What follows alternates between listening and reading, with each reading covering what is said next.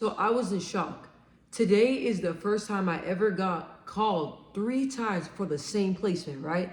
So they called me for a 5-year-old boy, and they were telling me a little bit about, his behaviors and different things like that, and why he was removed and why they're looking for a new placement. I've been getting a lot of calls from about placements that have been disrupted from other fosters. So I've been getting calls that are saying, yeah, this placement was disrupted, and that means like the foster parent says that they can no longer care for the child, and the child has to be removed. And usually after this request, the DCS has 30 days up to find a place for the child to go, right? Gives them some time. I don't take placements that have been disrupted. And the reason why I don't is because 9 times out of 10, it has to do with behaviors or it has to do with difficult parents. And I may be wrong, but that's what I'm going off of my experience and what I have experienced. And usually those are the two things. So if they call and tell me that a child has been disrupted, there's no way that they're coming in here, because if the last placement couldn't handle them, they'll make you think they coming up in here and I'm gonna be able to handle them. So I say no, no. So with this placement, they call me 5-year-old. I also been getting a lot of calls about children that have ADD and ADHD. And I've been getting a lot of calls about children that are overly hyper, and they need a lot of tender loving care, and they need a foster home that has a lot of patience. So I've been getting a lot of calls like that. So they called me about this placement, right? So I was like, hey, I'm working, I'm busy. Can I call you guys back, right? So the worker that called me, she gave me her number, and then she called again, right? So I missed her call because, like I said, I was booked in meetings again. Sorry. They usually find homes for these kiddos pretty fast. That's what I've been knowing. That's what I've been noticing. I'm tired. That's what I have been noticing in the past couple of weeks. That a lot of kids have been getting placed pretty fast, right? But this 5-year-old, I was like, okay, like, she's probably not gonna call you back because she's probably gonna find somewhere for him to go, right? So 2 hours later, she calls me again, the third time, asking me, can I take this placement? And I'm like, I'm sorry, right now, no. The placement is turning 6, right? So that means I have to find out. I have to find out what school he's going to go to. I got to see if he has an IEP in place.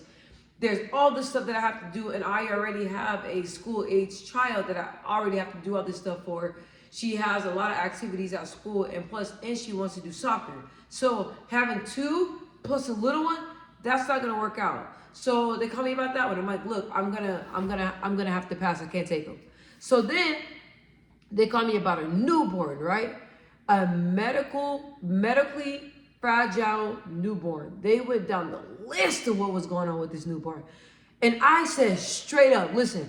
I know a lot of foster parents be on here. Oh my gosh, like, I'm just so sorry. It's just not gonna be a good fit. I'm raw and real, and sometimes I'm like, I did this before, so I know what I'm looking for. I know what works for our family.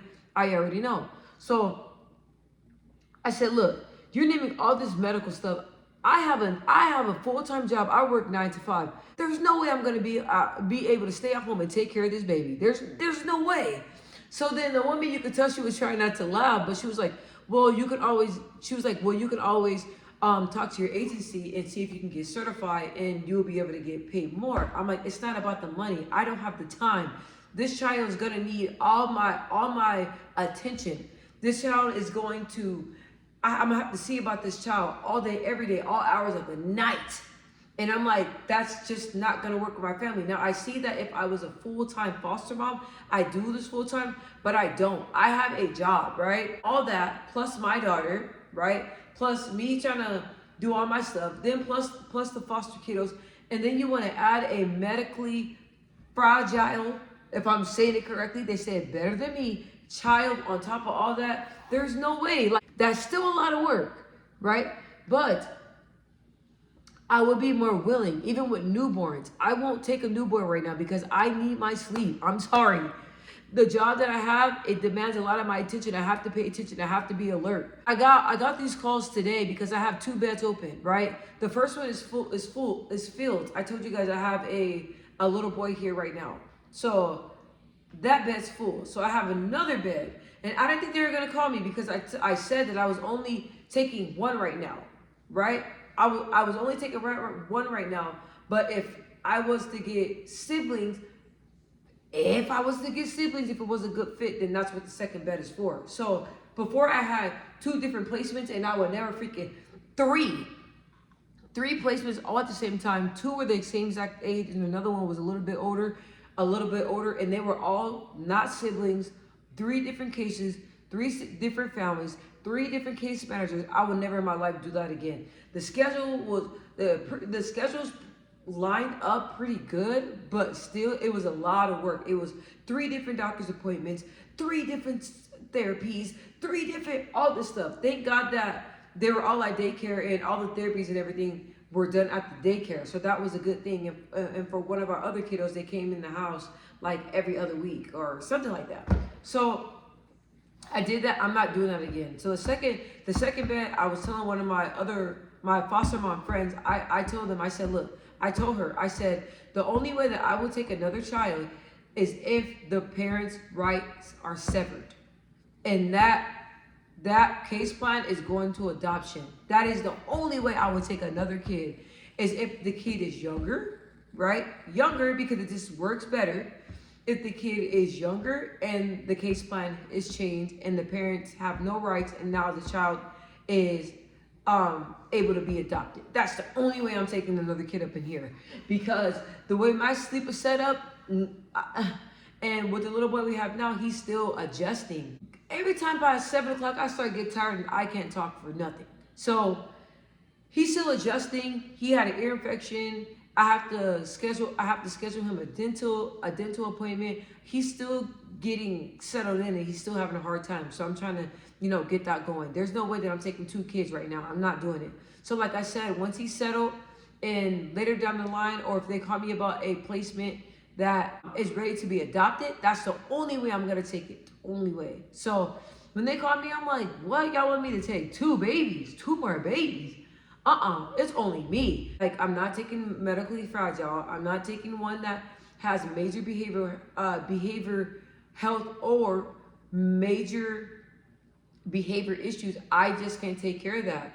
Take that on right now. It's just me. And thank God I have my mother-in-law and my mom to help me take care, of my daughter and my foster baby that I have right now. Thank God, because if it wasn't for them, I would be struggling right now. Because this week, my mother-in-law, she's busy, so she can't help me. So she's going to start next week.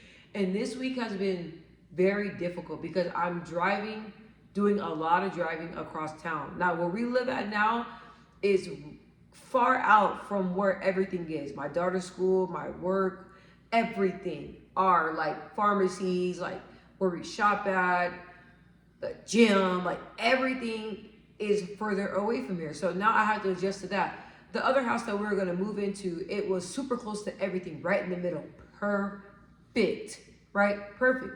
But we found this house, and the other house was way smaller.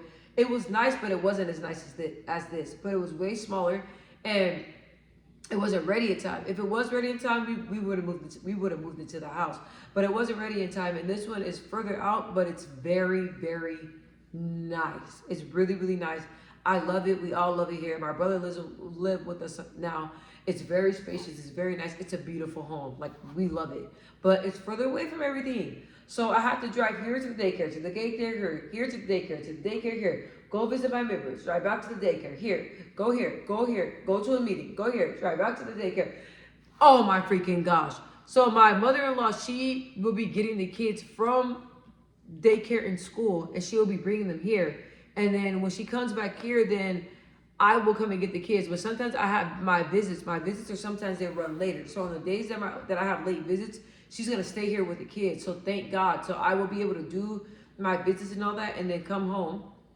So that's going to help out. That's going to lift so much stress off my shoulders, because I have been super, super busy.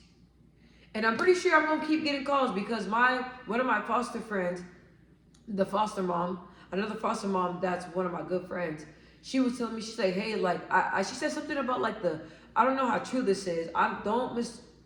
Don't quote me on this, because I don't know if I'm really saying the right thing.